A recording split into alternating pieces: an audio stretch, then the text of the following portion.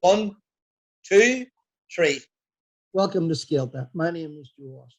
And can I remind you, if you've just joined us, that Scéalta is a joint production of Fáilte Fierce to Hear and Film Fubble. And we're here courtesy of RST Connelia, the Connolly Centre. The person I'm speaking to tonight probably needs no introduction to those in Ireland who have been involved in our long and protracted struggle for peace and stability. It's Congressman Richie Neal. So, Richie, thank you for taking time out. Delighted to be with you. I know you're extremely busy. Can I get rid of these courtesies at the beginning, and then Sure. we and you can have a conversation? So, when I had said that I was going to be speaking to you, a number of people, quite a large number of people, had decided I would be the post office and I would pass on their greetings to you. So I'm going to select a few of them. So, Mr. Adams, Jerry Adams, how are you? Stay well. Keep up the good fight. Rita O'Hare said, "You have me spoiled. You're a darling. I hope you're well." And Father Gary Donegan. Father Gary Donegan said he remembers you well and apparently you looked after him very, very good. So that's a selection of the people. There's many, many more. And we're not going to go into that at this stage anyway, because we'd have no time for the interview. Nelson Mandela talked about the long, long road to freedom. And in your case, we could talk about the long, long road to the Irish peace process. I think anyone who looks at the process in an objective way realizes that there would be no Irish peace process, or it wouldn't get where we are now, imperfect as that may be, without the work that was carried out by people like yourself in America. So for that, we're indebted to you. When we talk about American politicians, we have this almost television version of the rich and the famous and people who are born with not only silver spoons, but golden spoons in their mouth.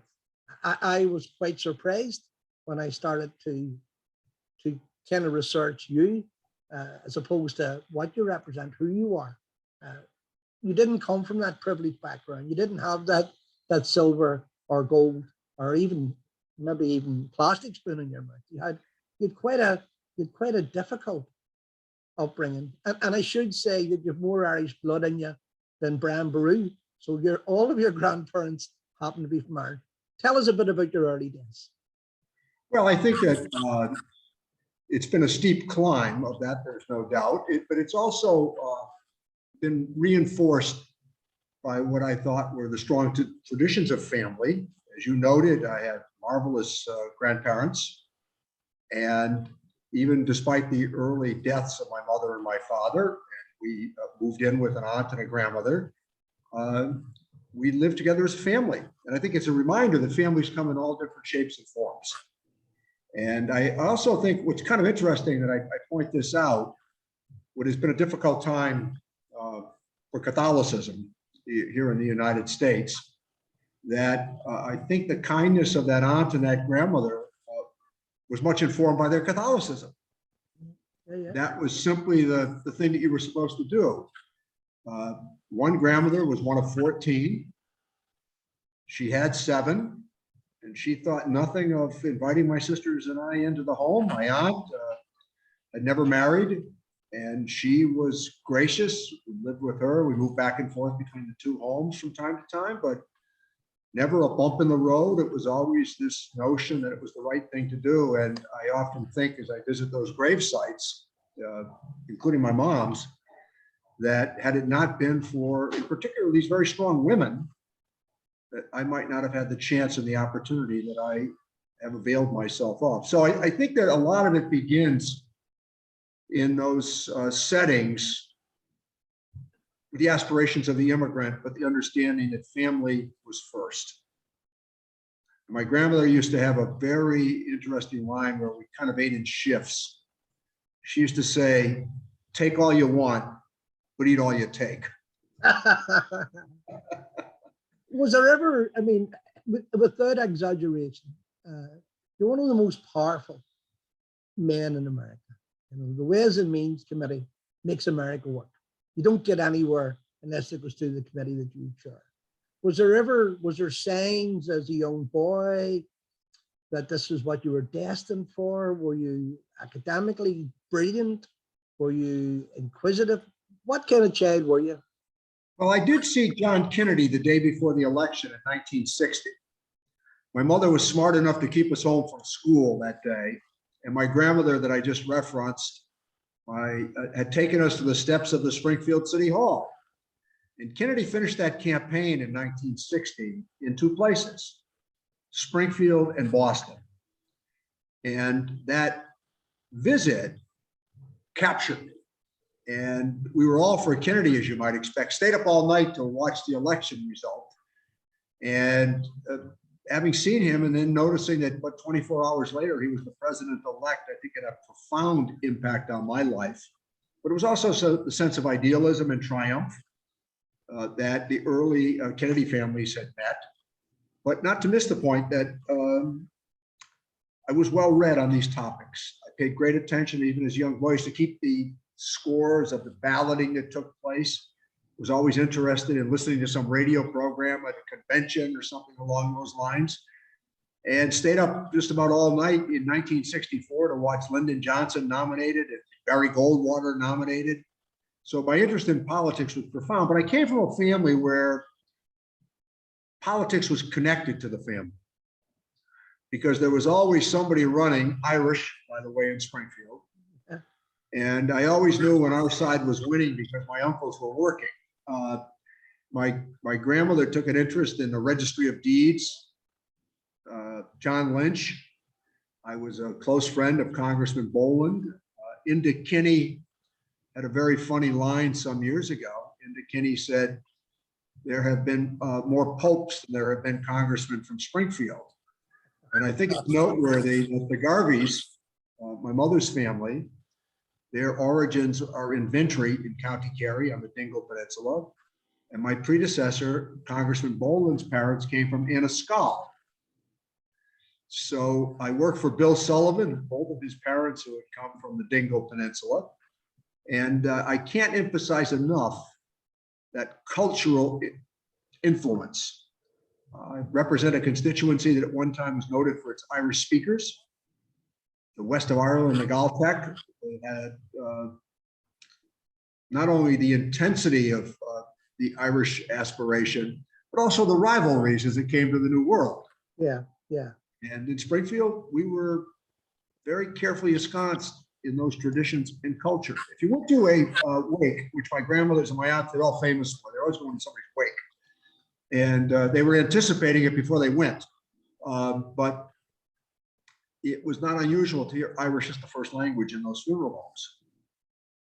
And I think it's fair to say that I benefited from a huge Irish American vote that was often reflected coming from pretty good sized families. I want to return to that just a second, but you mentioned that inspiration of John F. Kennedy's success and Edwards and Roberts' success, all be their lives tragically cut short. Even in Ireland, even at this distance from that power base, when John F. Kennedy got elected, it somehow enhanced us all, because to be Irish, to watch another Irishman being successful, to be part of from this side of the water, to be part of a downtrodden section of community, to reach that peak, it was something else. And you talk about that.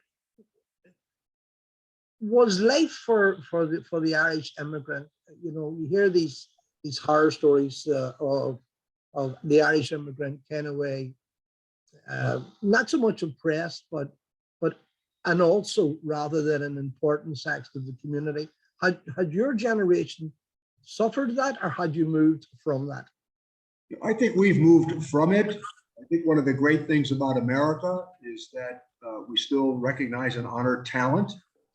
But I have never forgotten those lessons of grandparents who spoke of the difficulties of jobs, the hostility to religion, and also their sense of aspiration. I mean, it took 2 generations on one side of the family for me to go to college.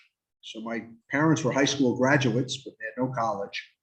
And I think that the work opportunities, as they availed themselves, they certainly took advantage of it. But I thought your point about the introduction was right on target and focus, and that is that we had no special privileges. As much as I am friendly with the Kennedy family, I always like to point out there was no Kennedy compound in my history. There was a public swimming pool down the street. That was it. But I also think that there were some very rich traditions. A small example: Sundays were devoted to Irish music, traditional Irish music, and the John Pierce Lynch Hour, WAMC radio, WMAS radio. My grandmother was carefully parked to hear who the birthdays were being celebrated for and who the music was being dedicated to. But not to miss, as I said a moment ago, not to miss that rich cultural tradition. And I also think that what was interesting about it is parents and grandparents wanted to prove they were Americans. So my generation, I think, took an active interest in, well, there was also something before we were Americans. Yeah, yeah. And so my kids are very familiar with traditional music. I love it. I listened to the great speeches. I read all of the books you can read about the great patriots and Irish history. And I think it's informed me. I'm interested in just, you said there about education, and I want to talk about your lecturing career, and I know that you have an association there. Recently, we had a silly politician, a baroness, which is a medieval title, complained that Catholics were becoming too smart, saying that Catholics were infiltrating the legal profession and journalists. They became journalists, and this disadvantaged other people. And of course, it's nonsense. Everybody should be too smart. Everybody should be educated. Everybody should be doing all of that. But did you see education? Was education for you a way out of, or a way to the future? Maybe not a way out of the ghetto, but a way to the future? It was the way up. And I think that's the best way to describe it. And not to miss the point that think of what the monks did in those monastic settings during the Dark Ages to save the great scrolls, to save the great history, to pass it on to succeeding generations. But I'm also moved by the idea that in some of the worst moments in Irish history, some of the best text was written against all odds. And when you consider that this tiny island generated that sort of achievement, you understanding that our affection for the written and spoken word remains profound. I said to Speaker Pelosi, I was preparing her for a lecture that she gave at Trinity one evening. The two of us were sitting in a car with a driver, and we were going through her remarks. She said to me, is there anything I should know? I said, simply this, Madam Speaker, that audience will weigh every word that you said, including its nuance. I said, you're never going to be in front of a more discerning audience as it relates to language. Not only will they wonder about what it is that you said, but they're going to wonder about why you said it. Yeah, and how you got there. You talked about, and you named off a list of Democratic heroes who you had worked with, you had association with, and all of that. Were you deemed? Was it destiny that you were going to be in politics? Was it just that's where you were kind of put together to be in? Yes, and I think that part of I like that answer. Yeah, well, without a hesitation. What it had to do with the fact that my mother was much involved. She was always campaigning for somebody, and she took the responsibilities of doing the switchboard for Ted Kennedy in '62 when he was elected to the Senate. And she thought it was the best job you could hold at the time. She was a switchboard operator at the City Hall. She took this job in addition to, but the fact that we always knew somebody who was running, and great regard for Congressman Boland, but we knew everybody. My first visit to the mayor's office in Springfield was to visit Mayor O'Connor. And there was a succession of 6 mayors who either their parents or grandparents had been born in Ireland. So it was again, it was a cultural exploration, but there was also this expectation that you had a chance. one of the things, and you're no stranger to some sections of the British media, and I don't want to damn them all because it's unfair. One of the things that they do when they're trying to devalue American or Irish American concern is they talk about it being somehow an advantage if you play the Irish ticket. And I should point out, and it's clear, I mean, you don't need any advantage. You have been successful for over 40 years. And that's self-evident by where you are now. But when you were kind of fighting all those local battles, how did you find space? How did you find space to be concerned about anybody else, let alone take up the cudgel? I mean, you're the vice chair of the ad hoc committee. You're, as I said, you're the chair of one of the most powerful committees in America. So do you go on batteries? Well, I think that the better way to describe it is that we live in a representative democracy in America. And the representative democracy implies that hard work, skill, and talent can overcome an awful lot of hurdles. But I keep on my desk in Washington an editorial that appeared in the Times of London in, I believe, in the 1750s or 1760s. And it is simply quite eloquent.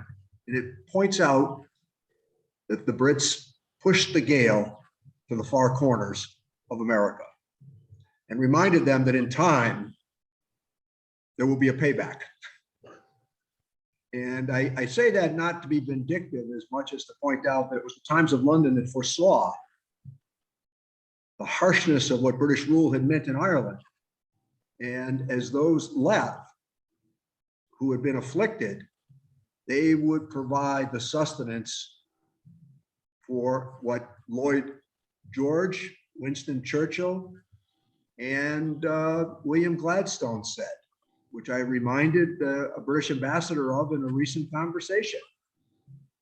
Couldn't have gone any better. I simply said, I think you should take the words of Gladstone, Lloyd George, and Churchill, because they all agreed with one chorus. And that is this: you can't win the argument in America. And that seems to be, and you know, your involvement in the Friends of Ireland and all of that. And I often wonder, I'm a grandfather, although I look too young to be a grandfather, but I often wonder, you know, without that ingredients, and peace is a very hard battle to win. You know, it's a very hard fight to be. And sometimes simplistically, it's easier to be involved in conflict than it is to be involved in any peace process. But without American influence, without the American voice, whatever you may think, for instance, and I'm not suggesting you think anything less than good of the Clintons, there wouldn't be a peace process. There wouldn't be any of that. It may have happened perhaps later on, but it would have been met. I slept last night and woke this morning and nobody died in Belfast. And that's some achievement. And we couldn't have done that without American assistance. Well, were there times during that period when you felt like giving up? No, and I was a member of the Springfield City Council, but as a very young man in my teens, we would commemorate in Springfield the Easter Rising. And there were men who actually had participated in that rising. Their families are still in Springfield. And they would give these fiery speeches at the John Boyle O'Reilly Club. And it was quite entertaining, but you could see how it would capture a young man. Yeah. And I took more than an active interest. So after, when I was a member of the city council in Springfield, that is when Bobby Sands died. And I can't tell you accurately in description what that did across Irish America.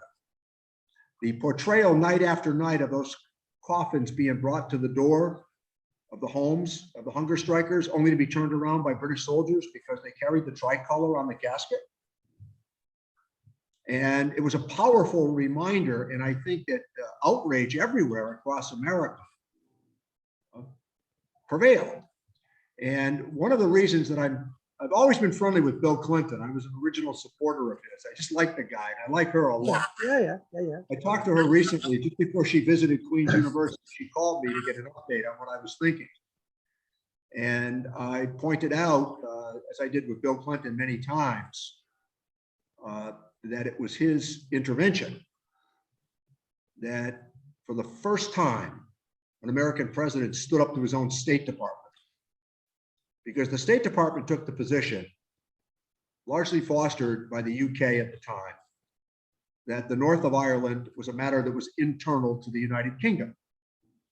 And Bill Clinton took a contrary position to that. And not only did he take a contrary position to it publicly, he put in the hours and days and weeks and months and years that were necessary to ensure the outcome. Recall this, and I think it's really important. American foreign policy is always in some measure a reflection of domestic policy. So we herald the idea that you have a right to petition your government here in the United States. So it's not unusual for Polish Americans to have stood up for solidarity, which was great. It would not be unusual for even Jewish Americans to stand up for Israel, Italians to stand up for Italy, Hungarians, you name it. Nothing different for the Irish. And I think that back to those hunger strikers, if I might, Pat Sheehan visited Springfield recently, and their courage in helping to bring about the Good Friday Agreement should be weighed very carefully about what Bill Clinton eventually did. And, you know, Clinton, and I give Tony Blair great credit. Yeah, I think his Prime Minister Blair's fortune dimmed because of Iraq. You should know I was one of the few in Congress that voted against the war in Iraq. I know that. Yes, of course. Yeah. But I am very grateful for what Tony Blair did. And I think that Albert Reynolds and Bertie Ahern, they come to mind. I think that what's fascinating for me, and it's also a reason for being so optimistic, all the political parties in the Republic of Ireland have now taken a strong position in defense of the success of the Good Friday Agreement. And I think a lot of it had to do at a different time. Many of the positions that I took early on, by the way, were not even popular in my own constituency. I debated Reverend Paisley pretty vigorously in Speaker Foley's office. I debated John Major in Speaker Foley's office. Foley was just flabbergasted that I would talk to a prime minister the way that I did. And we went back and forth, but I give John Major credit for seeing a new day. And, you know, John Major's comments at the time that the UK had no long-term strategic interest in Ireland. I thought that was a very powerful statement. And I thought Blair's position, suggesting that the people on the island ought to decide and determine the future of the island. I thought that was very important. So these prime ministers, they began to take sound positions. And, you know, I welcome Dr. Paisley back to Washington, to the Capitol. Yeah. The idea that I would be sitting between Ian Paisley and Martin McGuinness at a luncheon in the Capitol to honor the two of them for the risks that they had taken, we helped to make that worthwhile. I had the privilege of meeting Hillary Clinton. I was a city councillor at one stage, and I met her when Bill and her came to Belfast. And I have to say, I was amazed more by her knowledge of Irish politics than his. Now, that's just maybe coincidence that because he was obviously busy, if I didn't engage. But she had a very sound working knowledge. And she understood that peace is built. It's not created, it's built, and you have to go and you have to put the hard work in to get it done. So for all of those, you yourself have came through, America has came through a fairly turbulent time with a former president. And of course, we're a year after the storming of the Capitol. How damaging has that been to American democracy? Well, I'm sitting in the room where part of the assault took place. Yeah, that's why I'm asking you. Yeah. The windows, you talk about irony to the conversation that you've offered. I was on the call with Brandon Lewis, and we were going back and forth over the protocol. And I couldn't have been any more vigorous in pointing out that there could be no trade agreement on a bilateral basis with the United States if there was any threat to the Good Friday Agreement. The Good Friday Agreement was voted on by people who lived in the Republic and in the North, and they saw that as the new day, which it has been. Yeah, Wildly successful. And any threat to a return to a border was, in my judgment, not only a non-starter, but a violation of a historic accord. And as I sat here that day, my staff, and I was talking just as I am to you, my staff began to run their fingers across their throats saying it's time to stop. And I was sort of dismissive at the beginning because just an hour before I had looked out the window here in my office, it didn't see much of anything. The next thing I knew, as the curtains opened, they were at the windows, they broke the windows. I am sitting at a table that is probably 15 to 20 feet long. 8 of us picked it up and put it on the door. We put the chairs against the windows, the tables, the lights went off. And as the door began to bow, as the assault was underway, the Capitol Sergeant, Deputy Sergeant at Arms said, I must ask you all to write down your names and where you're from in case this really goes awry. And then where I'm sitting, as the door was held up by the table, a Capitol policeman drew his gun on the door. And if it didn't move on, the tear gas was all around us. As I said, the windows were broken. This was not only chaos, as accurately described, this was sedition. This was an assault upon the United States of America. And by the way, there's not a more famous address in the world than the Capitol in which I'm sitting. yeah, of course. So I have very little tolerance for what happened. And I hope that we get to the bottom of it. But this was I watched it as it unfolded, and one of the most frightening thing was the veracity of the crowd, not even the numbers of the crowd, the veracity and their intention. And they were chanting they were going to hang Nancy Pelosi. And I think if they had have got her, they would have hung her. I think it was that degree of insanity that had begun or had been instigated within the crowd, however, wherever it came from. That's the mob. By the way, I know Nancy Pelosi very well. I talk to her every day as I did this morning, and I would have bet on her against any one of them. Yeah, she'd have took them on. So let me just, because you've introduced the subject, dealing with the British government and dealing with British governments. And we need an active British government. We need a British government that thinks beyond their own interests to perfect this peace process. How difficult is it for you to kind of, I don't want any secrets or any admissions, but you talked about dealing with British secretaries of state and all of that. Do they now get it that America cares? Do they not, has it eventually reached their thinking? America is a guarantor of the Good Friday Agreement.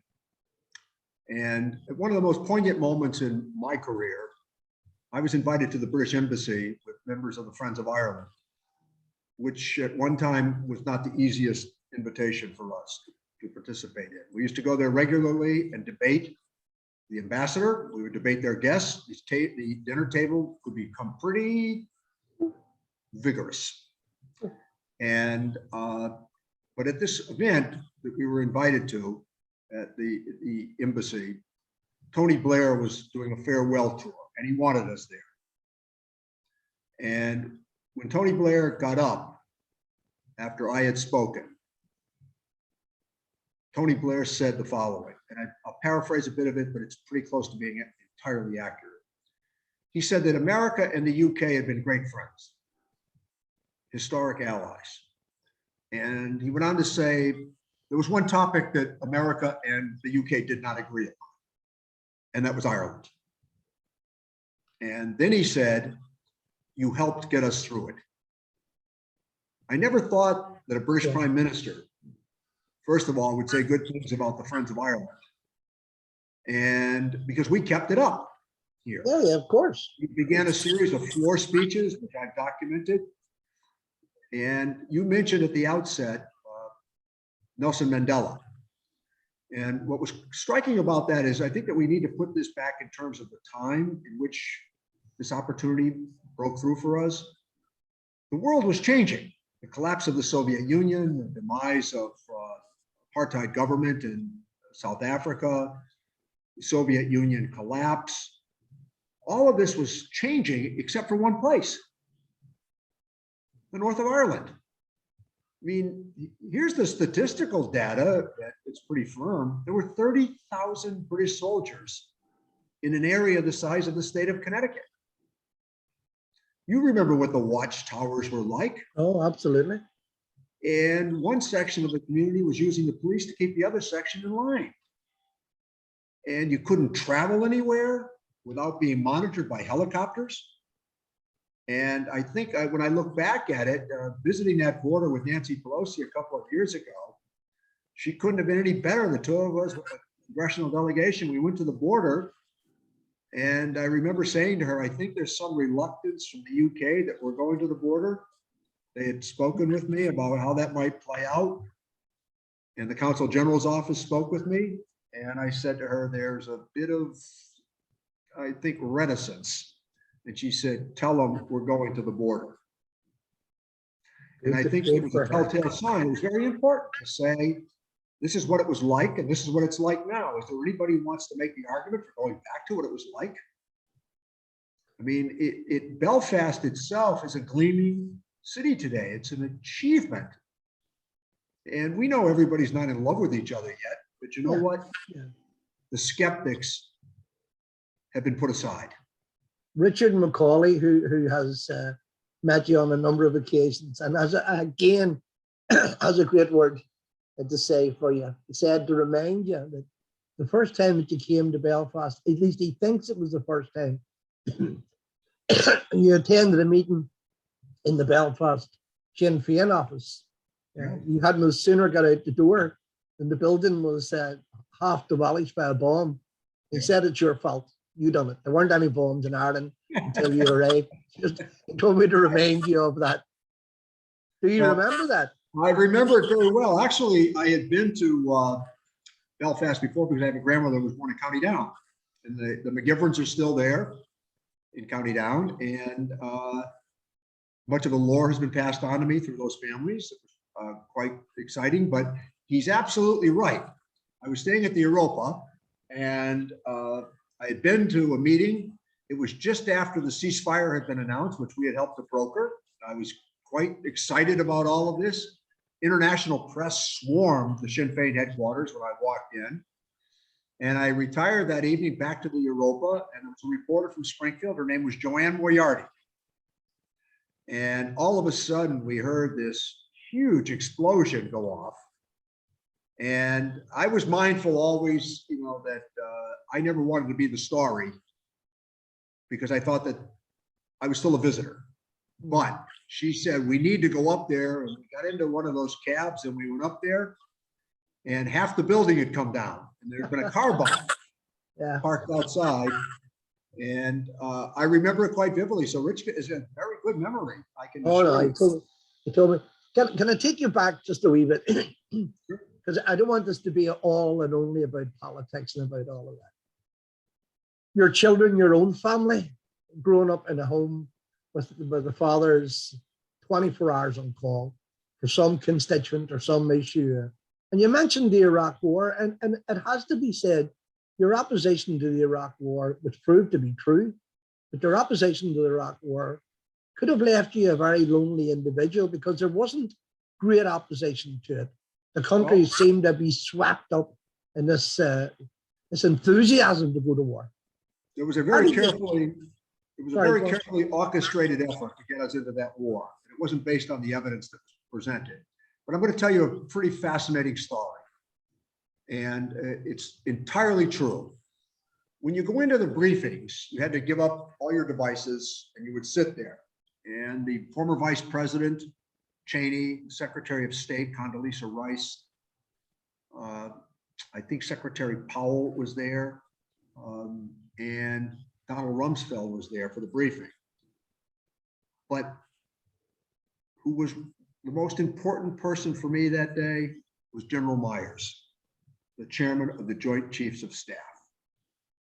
And I was sitting in the chamber with Democrats and Republicans, doors closed, locked because of security purposes. And General Myers, nice man, and he began to make the argument for the war.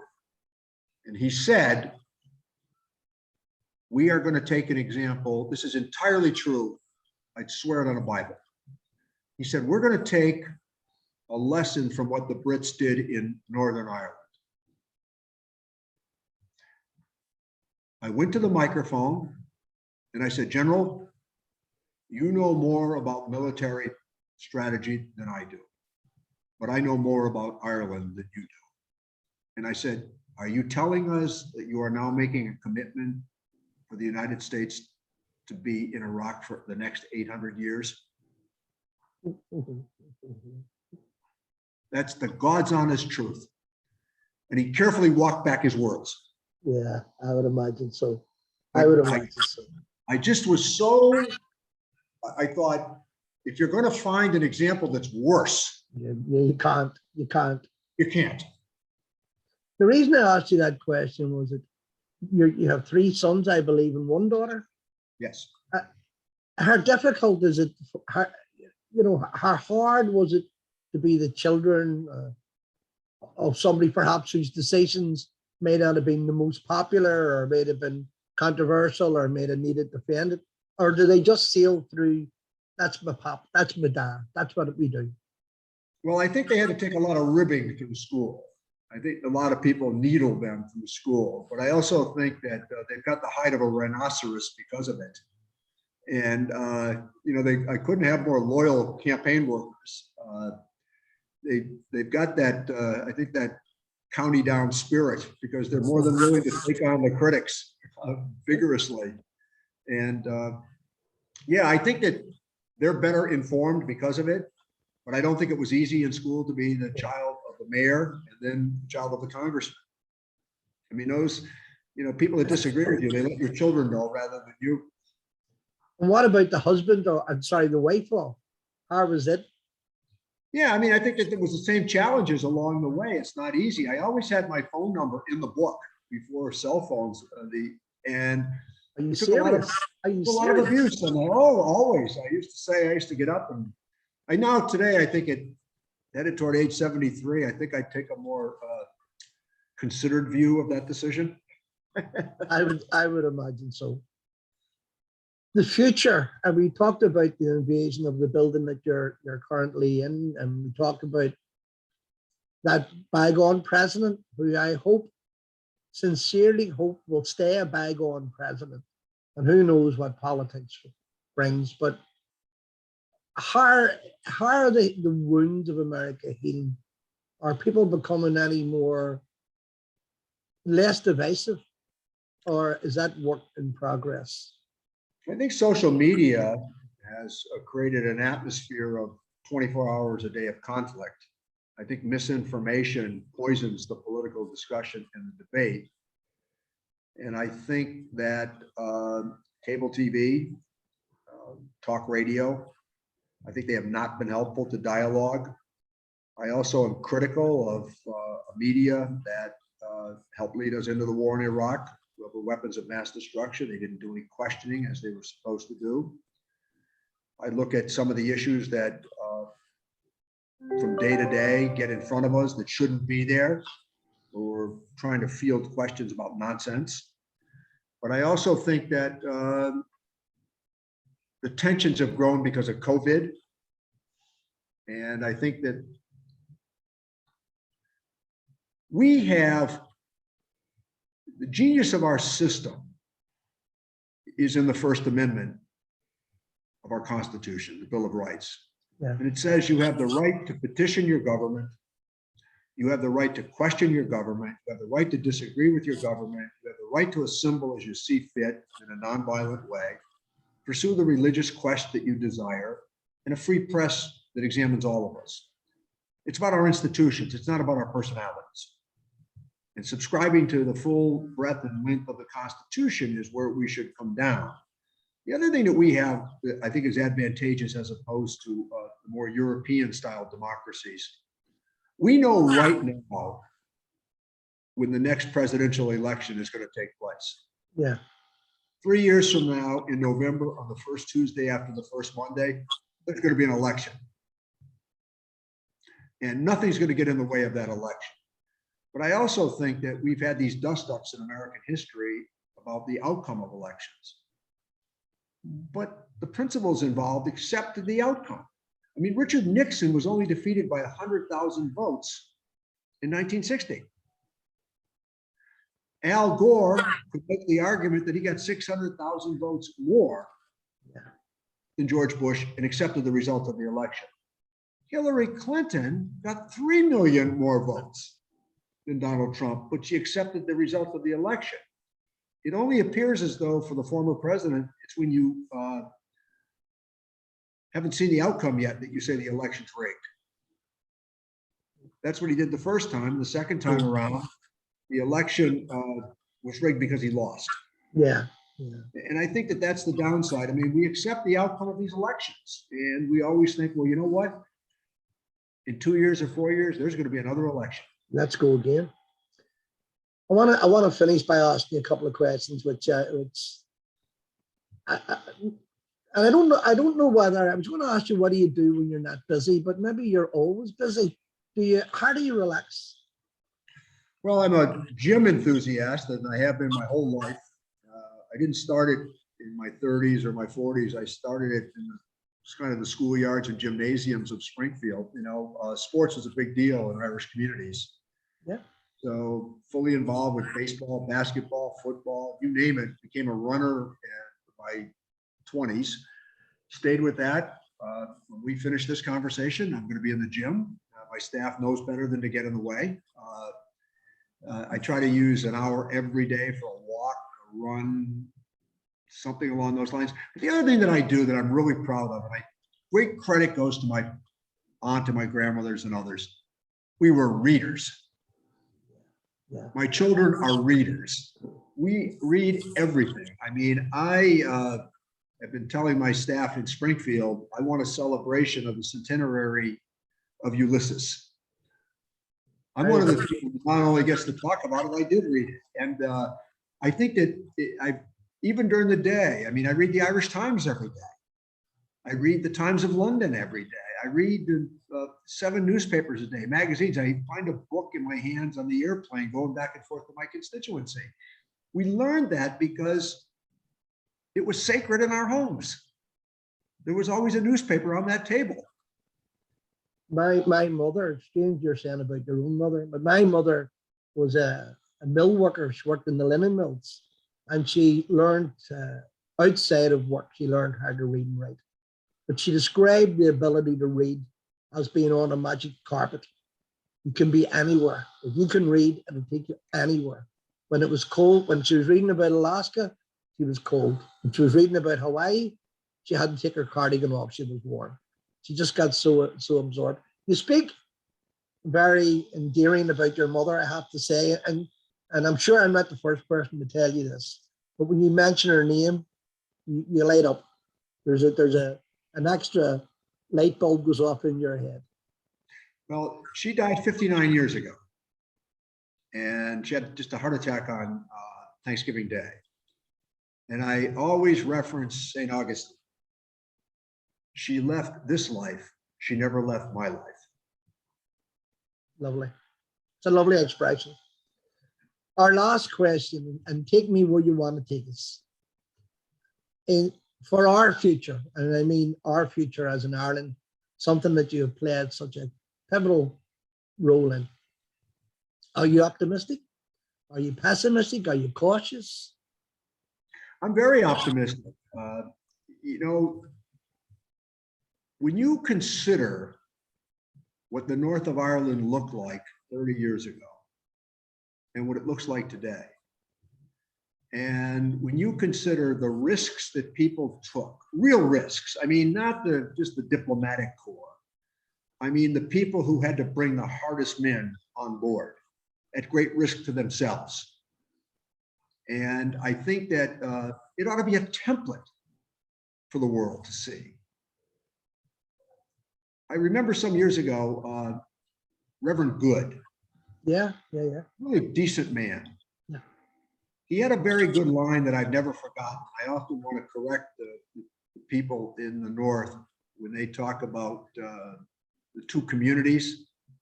He said, no, there were two traditions. We need to have one community. And I thought that was a pretty good way to sum it up. I know that you were friendly, and I don't mean professionally friendly, but you had struck up a friendship with Martin McGuinness. The best.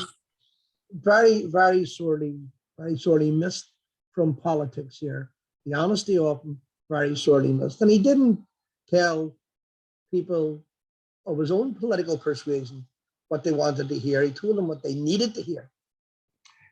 To your point about the courage of Martin McGuinness, he's one of the great men, along with John Hume and Jerry Adams and the others that took risks. And I want to also think and say that Peter Robinson has said the right thing in recent weeks and months.